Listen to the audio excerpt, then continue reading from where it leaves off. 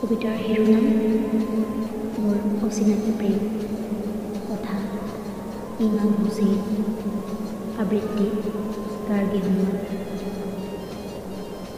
অচিনাকি এজনীৰ জীৱনত প্ৰথম দেখাতে পৰিলোঁ তাইৰ প্ৰেমত। নকৰা আশাবোৰ দেখোঁ সদায় সপোন,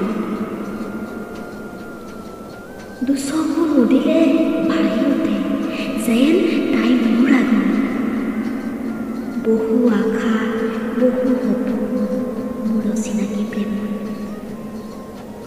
মই এদিনত তাইক নেদেখিলে মোৰ শৰীৰ হয় অস্থিৰ, কিন্তু অচিনাকি প্ৰেমে নুবুজে কোনো জাতি ধৰ্ম আৰু গোষ্ঠীৰ।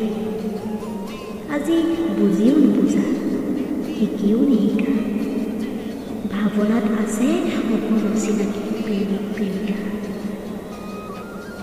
অচিনাকি প্ৰেমত পৰি মই হৈছোঁ যাযাবৰ, কিন্তু অবুজ প্ৰেয়সীৰ বাবে আজি হঠাৎ কান্দি উঠে মোৰ বুকুৰ কণ্ঠস্বৰ।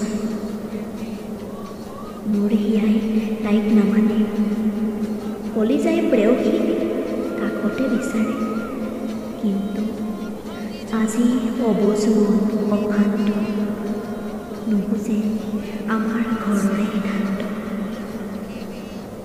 কিন্তু অচিনাকি প্ৰেমৰ বাবে যদি জীৱন যায় যাওঁ, মোৰ তথাপি প্ৰেয়সীক কাষত পাই সুখী হৈ থাকিম যাযাবৰ আমি দুজনাই।